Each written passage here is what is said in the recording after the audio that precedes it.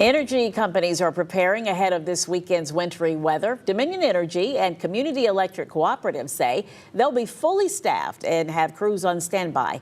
Madison Schlegel tells us what crews say they're most worried about. Our meteorologists are tracking snow and sleet chances starting on Saturday. Because of those chances, Sharice Newsom with Dominion Energy says their crews have met throughout the week to assess what's expected. We can tap additional resources if we need it. The other thing we're doing is staging crews strategically. So each area has a contingent of line workers and operations crews. Newsom says Dominion's meteorologists aren't as worried for the snow, but say ice is their biggest concern.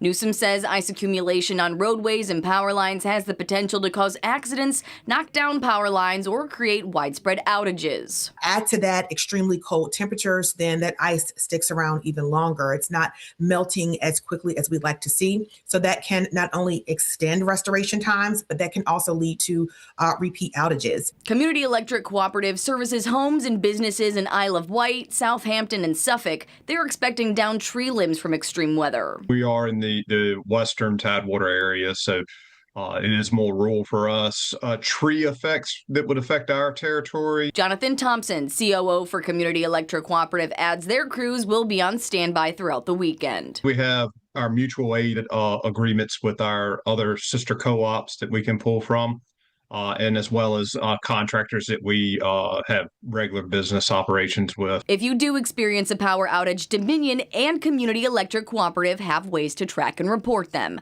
Madison Schlegel, 13 News Now.